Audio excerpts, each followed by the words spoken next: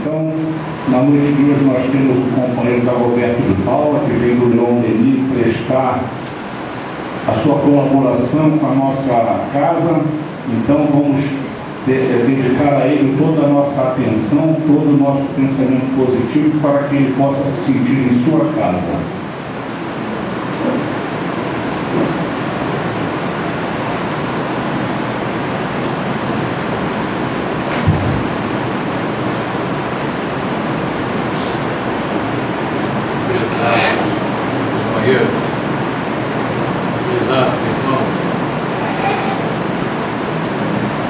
Jesus possa jorrar sobre nós a luz que nós necessitamos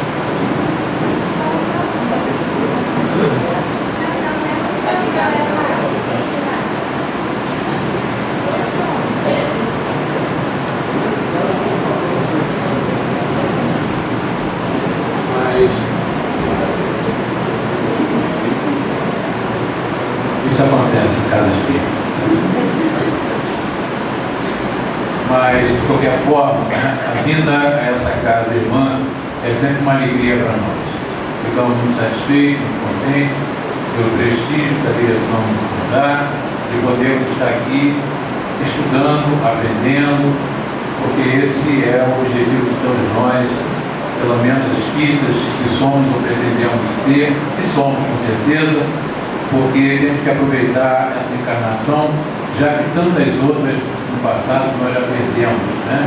Então vamos avançar um pouco mais através do estudo do conhecimento. E a Casa Espírita sempre oferece essa oportunidade do estudo, da presença amigável dos companheiros, e isso tudo é muito, muito bom para nós. Então que Jesus nos abençoe a todos nós nesta noite. Allan Kardec, insigne codificador da nossa doutrina, o grande pedagogo que foi, no livro dos Espíritos, seria redundância nossa dizermos que as perguntas do livro dos Espíritos são importantes, porque todas muito bem elaboradas, respostas maravilhosas, mas existem certas perguntas, né, dos Espíritos, e de tanto nós lermos, estudarmos, conversarmos, discutirmos, nós acabamos até decorando.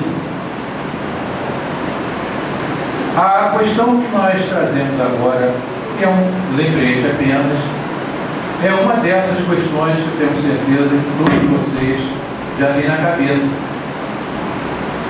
Kardec, na questão 459 do Livro dos Espíritos, ele perguntou: influem os espíritos em nossos pensamentos e em nossos atos? A resposta, todos já devem estar respondendo, né? Eu estou percebendo isso aqui. E os espíritos responderam: muito mais do que imaginais. Influem a tal ponto que, de ordinário, são eles que vos dirigem. Lamentavelmente, muitos companheiros ou não acreditam, não aceitam, não entendem, mas não percebem a profundidade dessa resposta dos espíritos, né? Esses espíritos, o nosso guia espiritual, com certeza absoluta, influem no nosso dia a dia muito mais do que nós imaginamos. Quantas coisas acontecem conosco e que nós não percebemos, nós não atinamos, nós não sentimos muitas vezes a presença desse companheiro, e no entanto eles estão nos ajudando, eles estão nos afastando dos perigos, dos males, eles estão nos encaminhando, eles estão nos inspirando. Essa é uma outra questão complicada também, né? Que a gente não entende, mas como inspirar? Eu não sinto nada, eu não ouço nada, tudo que eu faço é pela minha cabeça. Nós somos assim. Mas 4 anos depois do Livro dos Espíritos, nascia o Livro dos Médiuns. E dentro do Livro dos Médiuns, uma outra questão também, que é um ditado dado pelos Espíritos, adotado por Kardec, com certeza, e que vai, de certa forma, se casar com essa questão 459, porque no item 159 do Livro dos Médiuns, Kardec escreveu o seguinte: todo aquele que sente num grau qualquer a influência dos espíritos é, por esse fato, médium. Veja que Kardec, e nós não vamos ler tudo, deixa muito grande, só nos interessa esse texto. Kardec, ele não disse, não escolheu pessoas por estado social, por qualquer condição.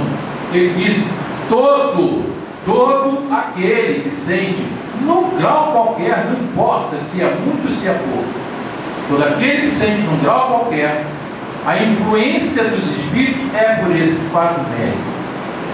Ora, juntando essa questão, esse ditado dos espíritos de Kardec, com a questão 459 da influência dos espíritos na nossa vida, nós concluímos que, óbvio, todos nós somos médicos. Todos nós somos médicos. Aqui, na Taquara, no Rio Grande do Norte, na Europa, no Japão, não importa. Todo ser humano encarnado aqui na Terra e no universo, obviamente. Mas vamos ficar aqui restritos, né, ao nosso planeta, que muito pouco nós conhecemos. Mas todo ser humano é médium em potencial. Todos nós. Isso confunde, com certeza, muitas cabeças, né, quando nós falamos disso, principalmente em sala de aula, que eu me debato muito, eu tento frisar muito e enfatizar muito essa questão, porque essa é a grande questão de todos eles, é a dúvida: mas como eu sou médium? Se eu não ouço, se eu não vejo, se eu não sinto nada, eu não escrevo, eu não percebo, como eu sou médium? Então essa é a questão. Porque lamentavelmente nós, mesmo dentro da casa espírita, eu tenho ouvido isso diversas vezes, não se dá o menor valor a uma das mediunidades que Kardec estudou, que foram tantas elaboradas e estudadas aqui no Livro dos Médiuns, mas tem uma mediunidade que se chama intuição. A mediunidade intuitiva é muito pouco ligada, muito pouco estudada, não se dá o menor valor. E, no entanto, Kardec, o codificador dessa doutrina maravilhosa, é um médium de estilo. Kardec não ouvia, Kardec não incorporava, Kardec não escreveu nada psicograficamente, e era um médium intuitivo e fez essa obra maravilhosa. Então, eu estou dizendo isso porque pretendemos usar esse tempo para falar dos fenômenos, né, dos fenômenos espíritas, dos fenômenos mediúnicos. Não trago novidade absolutamente nenhuma, porque isso é matéria já, né, bastante lida, falada, estudada na casa espírita. Mas vamos tentar trazer aqui alguns exemplos interessantes. Se somos médiuns, evidentemente que nós estamos sendo assistidos pelos espíritos, estamos sendo guiados por eles, e os fenômenos espíritas estão ocorrendo ao nosso lado, muitas vezes, e nós não percebemos. Estamos sendo os autores de uma série de situações desse tipo, não vemos, não percebemos, e as coisas passam, muitas vezes, né, de uma forma que a gente não vê. Mas eles estão ocorrendo. Uma série de fenômenos que ocorrem.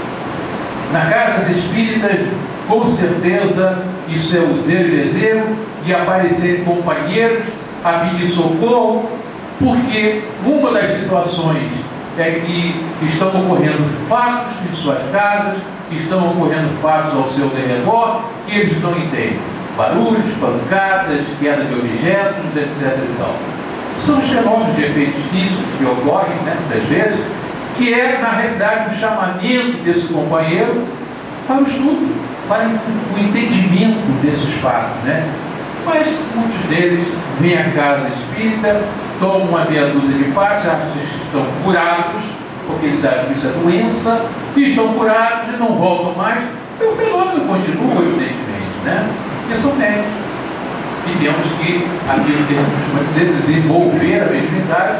Esse desenvolvimento é o estudo, é o trabalho na casa espírita. Então, companheiros,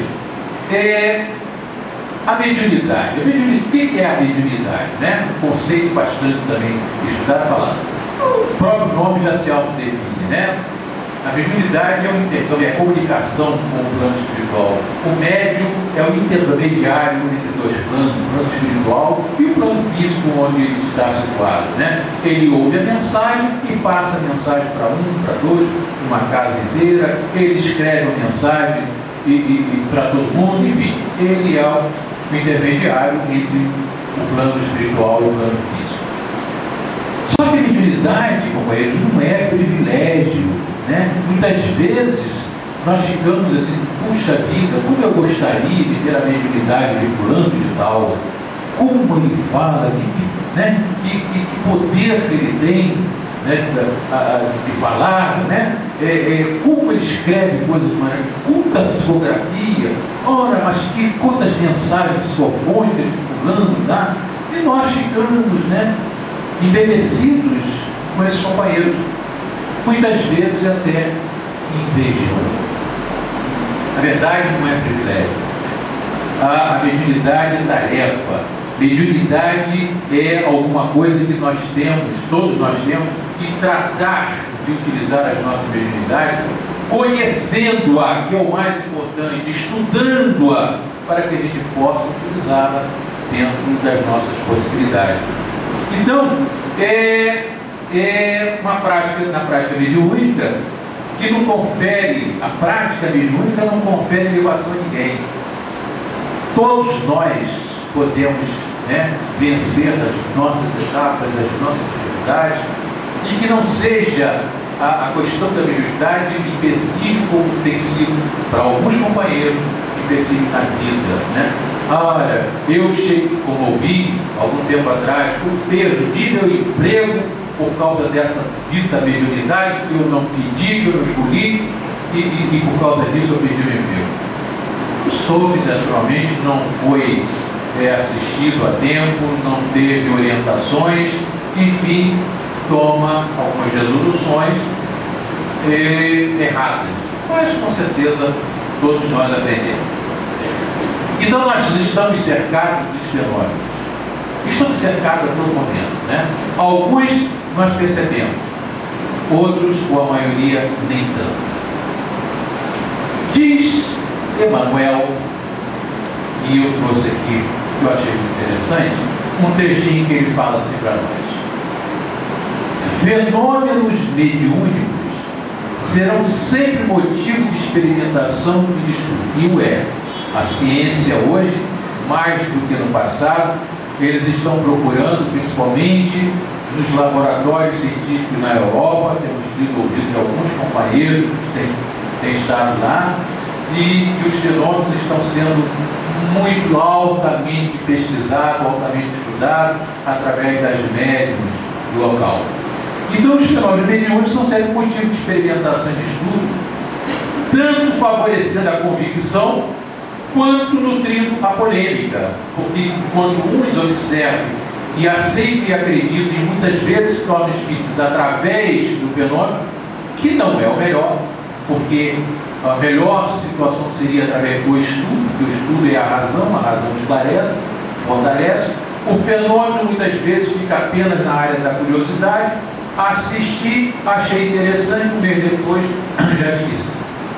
Mas, tanto favorecendo a convicção quanto nutrindo a polêmica, mas educação evangélica e exemplo de serviço são forças morais irremovíveis da orientação e da lógica, que resistem à dúvida em qualquer parte.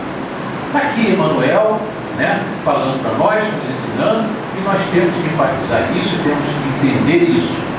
É através do estudo, através do trabalho, que nós vamos nos fortalecer e vamos nos fortalecer em todos os sentidos, né? Dentro da nossa própria mediunidade. Muitos companheiros chegam da minha casa espírita através dos processos mediúnicos, já estão sentindo uma série de situações e chegam com toda a dor, chegam com toda a flama e querem logo de pronto já entrar numa mesa mediúnica para receber espírito, né? Porque sempre, não, mas estou sentindo, né? Eles só faltam me agarrar, me segurar. Eu preciso desenvolver, eu preciso para a mesa mediúnica. É essa vontade de querer começar, de querer contribuir. Bem, a gente até entende isso, mas a coisa não funciona assim. Há que se estudar inicialmente. Pode ser que haja um caso ou outro, uma exceção ou outra que sempre ocorre, dependendo do estado mediúnico daquele companheiro do estado, já, ele pode ser até que seja colocado logo na mesa, mas que haja um estudo paralelo, né? Mas esse o importante é começar do estudo. É a preparação séria dos médiuns que a casa espírita, né, se esmera em tentar fazer, muitas vezes não muito entendido pelos médiuns. Ah, nossa, poxa vida, eu cheguei à casa espírita para começar a trabalhar, para psicografar ou para dar mensagem psicofônica, e aí me puseram um ano de estudo. Eu tenho que estudar primeiro o livro dos espíritos, e quando terminar, tem que estudar o livro dos médicos, para só depois pensar no trabalho. E os médicos ficam, né, aborrecidos por isso, porque eles não percebem que esse é o caminho correto, até mesmo no próprio fortalecimento daquela mediunidade em si mesmo, né, que está iniciando. Mas, se nós consultarmos os livros antigos, os mais novos, as biografias de uns companheiros, nós vamos perceber, né, que a mediunidade, né, que sempre existiu, sempre houve mediunidade desde que o mundo é mundo, né, sempre houve médios, sempre houve fenômenos mediúnicos em toda parte, em todo lugar. Mas alguns companheiros que até se despontaram, alguns companheiros até se notabilizaram através da sua paranormalidade, né? Através dos seus, da sua mediunidade, né? E eu trouxe aqui um caso muito interessante, né, para nós conversarmos, né? Entendemos essa questão, como é que as coisas acontecem, mas principalmente nós tomamos cuidado, principalmente estarmos atentos com a nossa mediunidade. E nós vamos ver isso por quê? Por que eu estou dizendo isso? Não sei se vocês já ouviram falar num companheiro chamado Wolf Grigorovitch Messing. Nome meio complicado, mas ele é mais conhecido como Wolf Messing. Quem foi Wolf Messing? Wolf Messing foi um companheiro de dupla nacionalidade, alemão e tinha nacionalidade russa.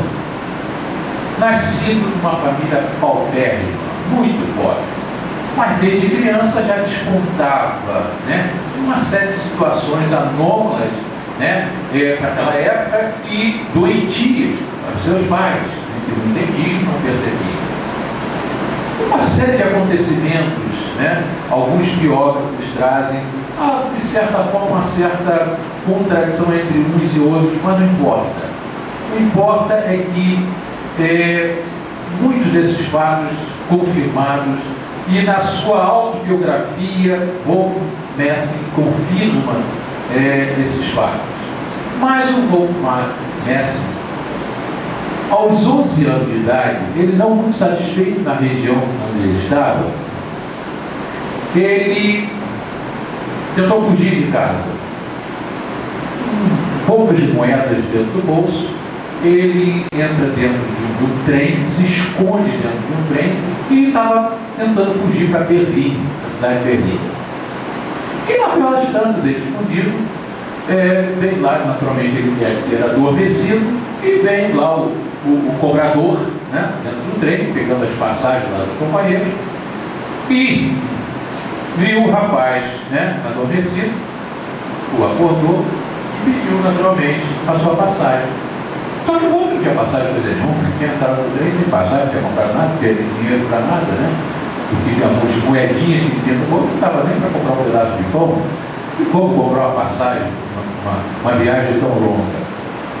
Mas você vê que, né, o médio potencial, né, o discernimento de determinados médios, por isso ele se notabilizou, e o caminho dele é um caminho muito interessante, uma série de acontecimentos desse tipo.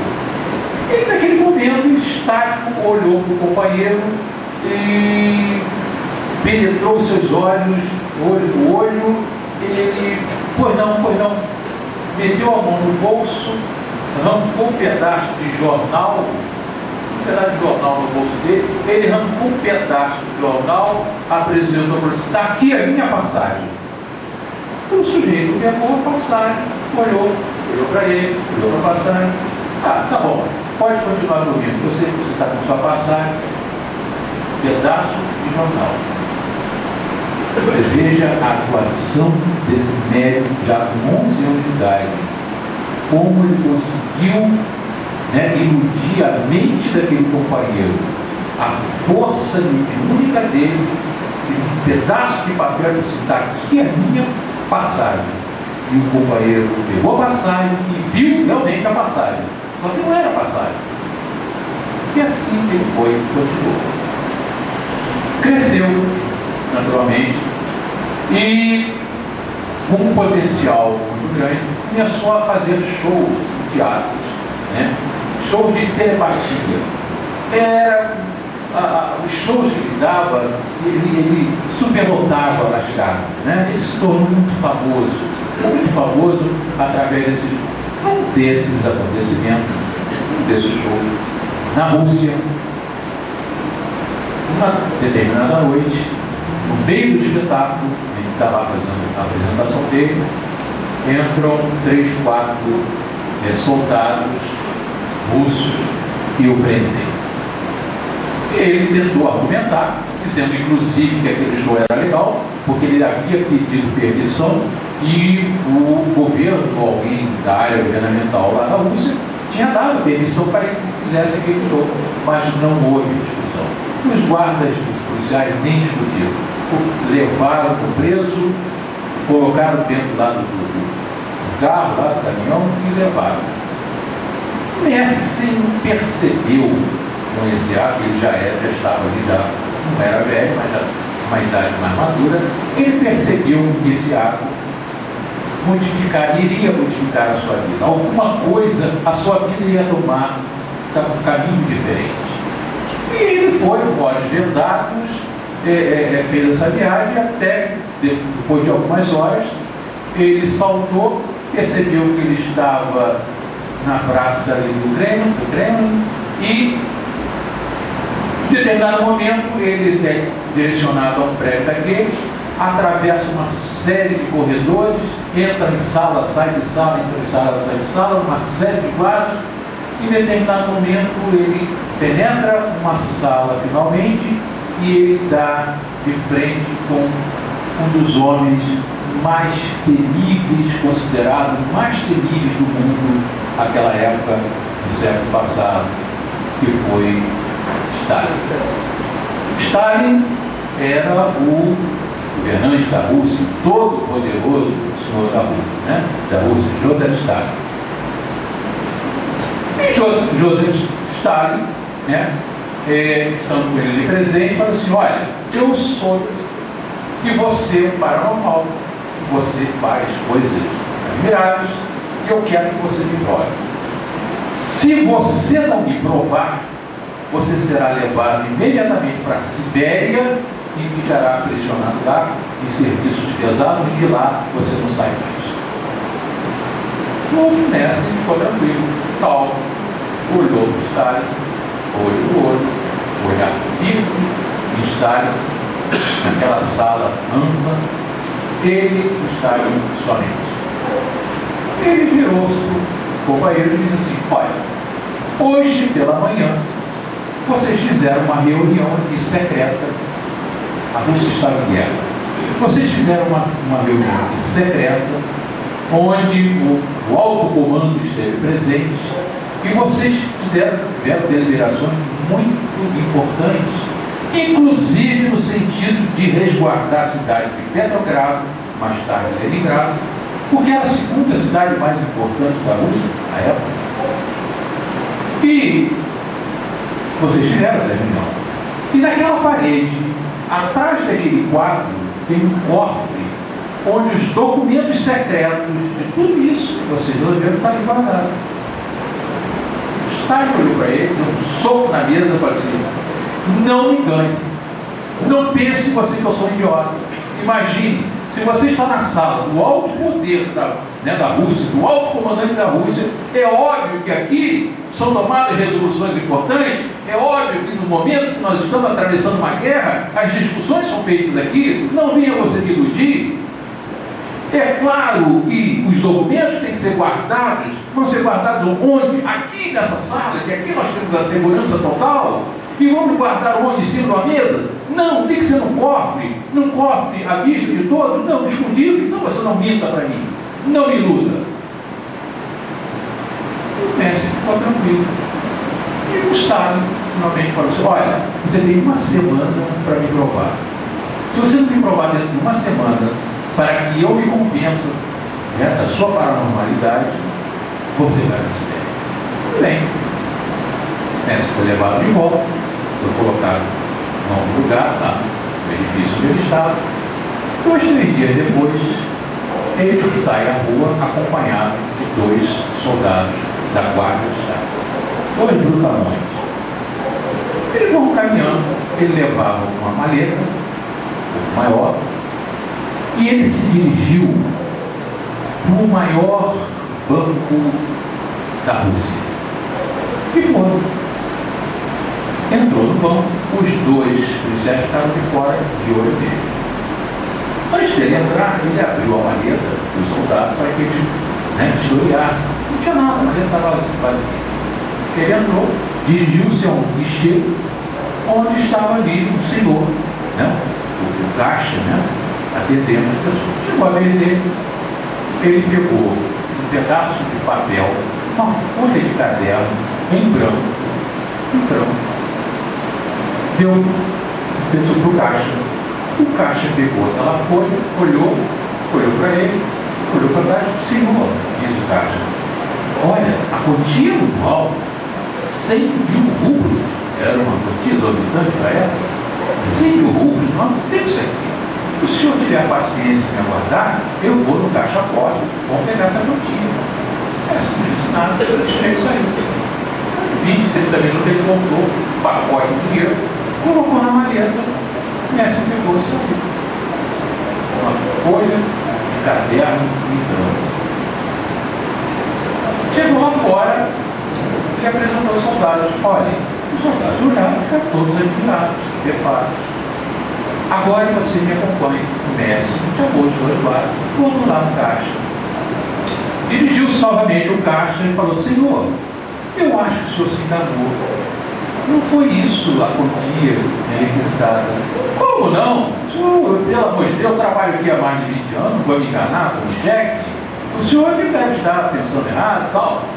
Por favor, consulte novamente o cheque. E ele não queria consultar coisa nenhuma, mas os soldados russos da guarda de Stalin, naturalmente, pediu, obrigou o camarão do caixa aqui, abriu o gaveta, tirou o papel. Quando ele olhou, o papel uma folha branca, ele não resistiu. Ele teve um problema qualquer cardíaco, assim, qualquer caiu. Mais tarde, na sua autobiografia, o mestre faz até questão de dizer que graças a Deus não aconteceu nada demais com o caixa. Ele foi logo mais, ele acordou a tempo e tal, mas não teve problema nenhum. Mas o fato é esse. Então, esses 2 guardas da confiança que está aqui perceberam, viram com os seus próprios olhos o fato, levaram para Stalin o acontecimento. O Stalin ficou veio, realmente esse camarada deve ser essa força mesmo, deve ter esse poder mesmo, com certeza. 2, 3 dias depois, Stalin deixa ali, né, seu gabinete onde ele estava, e se dirige a uma casa de campo um pouco mais afastada, que dizem os biógrafos, os historiadores, que esta casa onde ele ia normalmente, essa casa tinha uma segurança, mas uma segurança tal que ele só perdia para a segurança da Caixa Forte americana, onde estão as reservas dos Estados Unidos, né? Que é algo assim que não entra nem pensamento, não passa, né? E ali estava resguardado, porque é uma figura que tinha que ser resguardada de qualquer forma, né? E não estava ainda lá. O Messi, um belo dia, ele sai desacompanhado nesse dia, vai em direção a essa casa. Ele começa pelos primeiros portões, pelos primeiros corredores, pelas primeiras salas, guardas e policiais para tudo quanto é lado, e por onde ele passava todos se perfilavam, fazendo confidência, e ele passava normalmente. Ninguém entrava ali, absolutamente ninguém entrava naquele local, se não tivesse a autorização expressa do Todo-Poderoso Stalin. E ele passava um, passava o outro, secretário de lá, até que chegou na porta decisiva onde estava o Stalin. Ele abriu a porta, entrou, se apresentou o Stalin. O Stalin, quando viu, quase que ele teve um troço, né? Como este homem aparece aqui e chamou imediatamente o seu secretário, uma guarda qualquer, e todos a correr. Como que vocês deixaram que esse sujeito entrasse aqui? Se fosse um assassino, teria me matado aqui, eu não teria nenhuma defesa. Ele esbravejou com todos, né? Ele quis saber como. E o mestre simplesmente disse o seguinte: não. Por onde eu passava, eu dizia assim: eu sou Beria. Beria era o secretário-geral da guarda secreta de Stalin. Era o único homem que Stalin tinha. Ele acreditava que era a segurança dele, né? Era o único que podia entrar naqueles locais sem permissão. Entrava porque só ele, e tão somente ele. E o Messi, ele se justifica, né, na sua biografia, dizendo que para que isso ocorresse, 2, 3 dias antes, ele passou a mentalizar a figura de Beria. E ele dizia: eu sou Beria, eu sou Beria, eu sou Beria. Gente, ele tinha uma força mental muito grande, ele tinha um poder, uma vontade, né? E a potência, a maior potência da alma de Leon Denis, lá do problema do ser destino, né? Uma tese maravilhosa que Leon Denis levanta sobre a vontade, o pensamento é vontade, e quando ele fala sobre a vontade, ele diz que é a maior potência da alma, que nós não conseguimos ainda desvendar essa potência, porque vontade todos nós temos, mas que vontade nós temos, né? E o Beria tinha essa vontade rígida, firme, e ele falava isso, mentalizava de tal ordem, que quando ele passou, todos viram o Beria passando. Todos viram o Beria passando. Bom, isso naturalmente foi assim um fio d'água, né? Depois de uma dessas, não tinha mais dúvida. E nomeou de imediato seu secretário particular. O Messi passou a ser o secretário particular do Estado. Bom, agora eu falei anteriormente do perigo, né? Que as coisas possam ocorrer, o perigo que a nossa virginidade possa cometer para nós, se nós não estivermos acautelados, se nós não estivermos, né, muito conscientes da nossa posição. Porque na realidade, o que Stalin estava querendo saber não é conhecer a potência, né, do Messi, não é saber que ele era um homem já muito conhecido mundialmente, né? Não interessava, Stalin não interessava isso. Na realidade, o que Stalin estava querendo, né, o que ele estava querendo não era um médio potencial. O que Stalin queria era uma arma secreta. arma secreta do mestre. Por isso que, em todas as reuniões de dores, onde Stalin teria que estar junto com outros dignatários de outros países que estavam em guerra, né? O mestre estava do lado. Para quê? Para ler a mente daqueles governantes e passar as informações para os caras. Era isso que Stalin queria. E viu nele uma potência, viu nele o quê? A arma secreta. Então, gente, é isso, por isso que eu falei. Médium somos todos nós. Todos temos a nossa mediunidade. Que não sejamos nós, de maneira nenhuma, em momento nenhum, né, usado por outros companheiros para coisas mais dignas. Nós temos, então, que ter cautela com a nossa mediunidade. Por isso, o estudo é importante, por isso o estudo é necessário. Então, essa foi uma figura, né, que nós trouxemos aqui, a figura do nosso Wolf Mensing, né? Tem até um episódio interessante que eu até esqueci de contar, mas lembrei agora. O Mensing ele tinha pouca idade, 12, 13 anos de idade, para a memória. Ele foi convidado por Freud, Sigmund Freud, né, a ir à Áustria, porque Freud já conhecia, ele garoto ainda, mas já conhecia o seu potencial mediúnico, e o Freud ficou interessado em conversar com ele, fazer alguns testes com ele, e o convidou, e ele entrou na casa, foi recebido, e em determinado momento, quando ele entra na sala, estava o Freud, um outro senhor, ele entra e vai direto no banheiro. Fica no banheiro questão de um minuto, volta com uma pinça, se reporta ao companheiro que estava sentado, e aí existe uma dúvida de alguns historiadores, uns dizem se tratar de Einstein, outros dizem tratar de Albert Schweitzer. Não importa. O que importa é que ali estava o cidadão e que nessa banheiro uma pinça e diz assim: o senhor Freud está me pedindo que eu tire 2 fiapos do seu bigode. E tirou 2 fiapos do bigode. Então, veja só, Mendes trabalhando com isso. Freud utilizou a sua força de pensamento, com certeza devia ter. Mensing pegou por telepatia aquela informação, foi no banheiro, pegou a pinça e foi tirar os 2 fiapos. Então, esses foram acontecimentos que vieram, né, ocorrendo na vida do mestre, por isso ele se tornou muito conhecido, né, e teve uma publicidade muito grande nesse sentido. Então, esse é o cuidado com ele que nós estamos tendo. E um outro caso também interessante, já que nós temos tempo ainda, para narrar para vocês a respeito são fenômenos.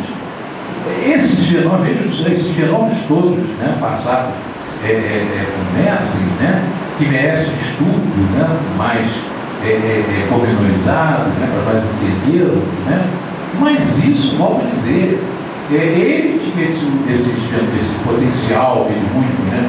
Se nós não temos hoje, podemos ter amanhã, porque à medida que nós exercitamos, na medida que nós, né, nos engajamos na tarefa da casa espírita, que nós nos dedicamos através não só do estudo, mas também dos trabalhos, das tarefas, né? Isso tudo vai aumentando, dinamizando, porque os espíritos vão reconhecer em nós verdadeiros trabalhadores, eles precisam desses trabalhadores, né? E a coisa vai aumentando, com certeza, uma consequência normal que isso ocorra, né? E a nossa mediunidade vai até se tornando mais tranquila, muitas vezes, né? Saindo daquela turbulência inicial que alguns médicos sentem, né, no início, né, com aquela dificuldade toda, e vão, né, se transformando, se acalmando. Mas um outro fato interessante também ocorreu com o senhor Eugênio Pacelli. Com certeza alguns já devem estar sabendo de quem se trata. Quem é o Eugênio Pacelli? Eugênio Pacelli está, um belo dia, um cardeal, e que vive lá, né, na Santa Sé, né, em Roma. Eugênio Pacelli está na sua sala, lendo, estudando. Em determinado momento ele ouve alguém chamar, ele se vira e dá de cara com um espírito lá na Santa Sé, está no meio católico, e ele, cardeal, Dani, e ele dá de cara com o espírito. Esse espírito era o Papa Pio X, já havia desencarnado há muito tempo. Então ali o Papa Pio X na presença de Eugênio Pacelli. E diz o Papa Pio X para Eugênio: Eugênio, você daqui a poucos dias vai se tornar Papa. Mas como eu? Não, o senhor pode estar enganado, o senhor deve estar enganado, eu não. Porque o nosso Papa atual, o Papa Pio XI, está num trabalho, né, muito seguro, é dono de uma saúde muito boa, muito tranquilo, não corre risco nenhum, não está doentado. E o Papa Pio X explica, volta mais uma vez, Eugênio, eu sou mensageiro do alto e venho trazer para você esse recado. E você se prepare, porque daqui a poucos dias você será o novo Papa. E o Eugênio Pacelli, né, tentou de todas as maneiras não aceitar, entender, e o Papa Pio X repetiu isso umas 5, 6 vezes para ele. Também, tudo bem, ele foi embora, deixou o recado. E o Eugênio ficou realmente meio atribulado, meu Deus do céu, como Deus, o Papa, de maneira, como? Pois é, daqui a alguns dias realmente aconteceu um fato inesperado, porque o Papa Pio XI desencarnou. Ele lá na doença. Não sei dizer qual foi o processo, eu não tive nem tempo de pesquisar, né? Mas desencarnou, o fato é que desencarnou poucos dias depois desse fato. E quem é que foi eleito como Papa? Eugênio Pacelli, que se tornou o Papa Pio XII. Então, o Papa Pio XII, muitos de nós conhecemos pelo seu trabalho, né, por tudo que ele fez pela Igreja Católica, pelo papado, que foi realmente um homem digno, trabalhador. Foi assim que ele teve a notícia dentro do Vaticano, do próprio Vaticano, ali na Santa Sé, no meio de todo aquele, né, um ambiente totalmente católico, mas os espíritos, quando precisam, não tem ambiente católico, não tem muçulmano, não tem shintoísmo, não tem nada, né? Eles dão a mensagem que é necessária dar sem problema nenhum. E o Eugênio Pacelli, o Papa Pio XII, naturalmente foi coroado, se tornou grande Papa. Então, companheiros, essa é a questão, né, do nosso cuidado que nós devemos ter, uma vez, do trabalho, né, do estudo, né, do nosso posicionamento. Por quê? Porque dentro das possibilidades mediúnicas que nós temos, a qualquer momento nós podemos ser chamados, a qualquer momento nós podemos ser recomendados por uma tarefa maior, né, mediúnica. E aí? Então é necessário, né, não percamos tempo, é necessário que nós nos coloquemos, principalmente nós que estamos fazendo esforço para nos tornar realmente verdadeiros espíritas, né? Vamos engajar, né, nesse caminho, porque é o caminho da nossa edificação, da nossa melhoria, né, do nossa progresso, da nossa evolução. Isso. E nós temos que aprender essa virtude, né, com quem? Com o nosso Mestre Jesus. O nosso Mestre Jesus foi aquele que, durante sua passagem aqui na Terra, quantos fenômenos Jesus protagonizou? Quantos fenômenos? Por certo, se nós pegarmos aí os livros, os evangelhos, nós podemos elencá-los todos e montar aí alguns, nunca contei, mas deve, né, alguns, uns 15, 20 fenômenos. Mas esses foram que nós ficamos sabendo. Foram aqueles que os apóstolos, ou aqueles que estiveram presentes, puderam anotar. E quantos outros Jesus, né, teve a oportunidade de ajudar através desses fenômenos e que não foram anotados. Então nós lembramos, trazemos aqui nossos lembretes, né, alguns desses fenômenos provocados, né, produzidos por Jesus. No lago de Genezaré, dentro desse, todos nós com certeza vamos lembrar, no lago de Genezaré, onde Jesus está ali no barco, né, com alguns dos apóstolos, e aquela ventania, aquele vendaval, e os apóstolos todos temerosos, e Jesus ali tranquilo, adormecido, numa boa, né? Não tem dando pelota, né? E num comando, numa voz, num pedido de Jesus, né? O vento se acelerou, veio a calmaria, e os apóstolos que estavam ali presentes ficaram todos, né, abismados de ver como é que Jesus consegue fazer essas coisas, né?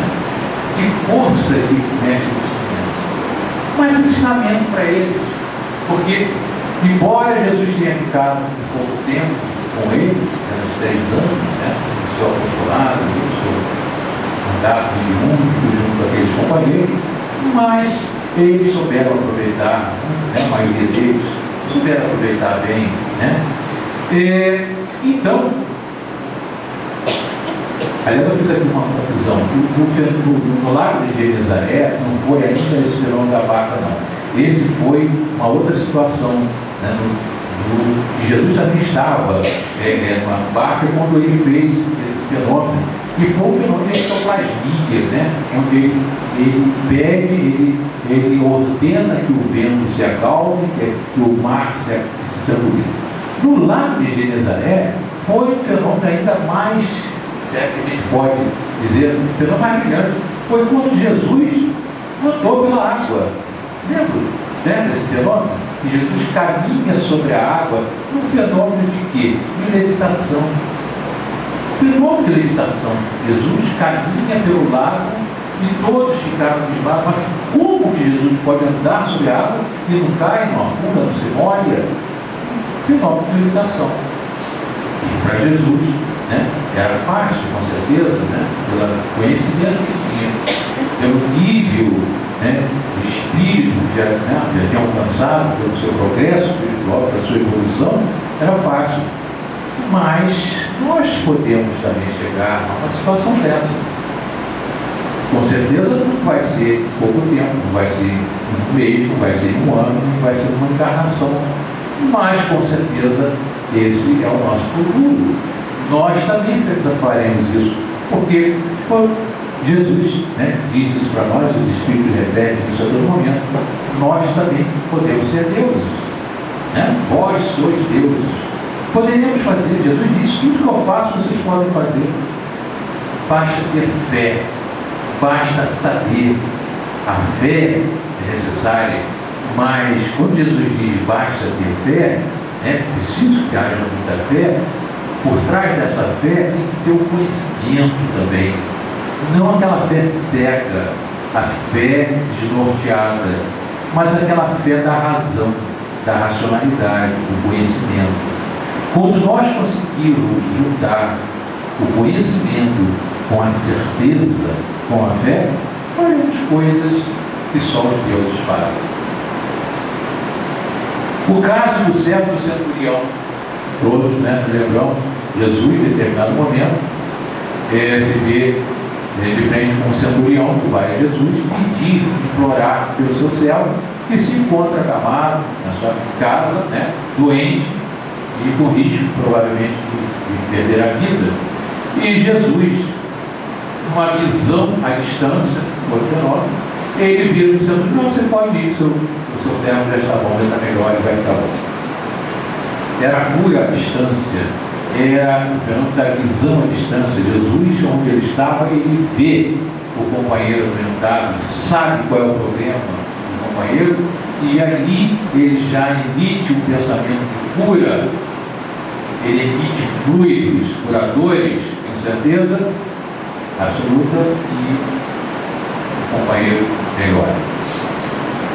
Um outro episódio bastante conhecido, esse, então eu tenho certeza que todos têm na cabeça, né? O episódio de Lázaro. Quem é que não se lembra, né, de Lázaro? Né? Marta e Maria, né, apavoradas, né, chorosas, porque perderam o irmão, vão a Jesus: Senhor, perdemos nosso irmão, Lázaro está morto. E o que Jesus disse? Não, Lázaro está morto, Lázaro dorme. mas ele vai acordar, né? Então ele tinha todo aquele processo, porque Lázaro estava sofrendo um processo de catalepsia, né? Que é um processo que pode ocorrer, porque tem ocorrido, né? Com alguns companheiros, e que muitas vezes são enterrados até vivos, não estão mortos, mas a ciência não consegue comprovar, não consegue, ou melhor, não consegue provar que o companheiro não está morto, não está encarnado, mas continua vivo, e por isso são enterrados vivos. Temos casos bastante conhecidos, né? Um outro processo mediúnico de Cristo foi a transfiguração do Tabor, bastante conhecido também, né? No Tabor, Jesus se transfigura diante daqueles dois companheiros, dois ou três, dois companheiros, né? Era Elias e João Batista, não faz memória agora. Mas o fenômeno da transfiguração, bastante estudado por Kardec no livro dos Médiuns, a questão da transfiguração. Um fenômeno muito interessante também, bastante interessante, vale a pena nós estudarmos. O outro, eu tenho certeza, o outro fenômeno provocado por Jesus também, de bastante conhecimento de todos nós. A pescaria, lembra da pescaria que os apóstolos ali estão, né, Pedro, João, estão tentando pescar, horas e horas ali não conseguem pegar um tricho do peixinho, né? Um filhotinho, né? Para, pelo menos ser pesqueiro. E Jesus vira para eles: olha, faz o seguinte, joga a rede, não joga a rede do lado de cá. E bastou jogar do outro lado para a rede cheia de peixe. Fenômeno provocado por Jesus. É isso? O aparecimento a Madalena. Jesus havia desencarnado, né? E de repente ele retorna e dá idade com Maria Madalena, e ela tenta abraçar, ela tenta tocar Jesus. Lembra que ele falou? Não me toques ainda. Porque Jesus naquele momento, ele não poderia ser tocado, ele era um espírito ainda, ele não tinha ainda densificado o seu corpo para que ele pudesse ser tocado. E se ela provavelmente tocasse e não aceitasse, né, a recomendação de Jesus, ela iria ficar muito assustada, porque o braço dela fatalmente iria vazar, iria ultrapassar o corpo de Jesus, né? Porque naquele momento ele era espírito e com certeza não tinha possibilidade da tangibilidade. O encontro de Jesus na estrada de Emaús, quando ele se encontra com dois companheiros na estrada indo para Emaús, e Jesus entra ali e acompanha aqueles dois, e eles falando, conversando sobre, né, alguém que havia corrido, filósofo, um profeta, né, de grande potencial, que havia desencarnado e tal. E Jesus vai ali conversando e os dois companheiros nem perceberam, né, que se tratava de Jesus ali com ele. Enfim,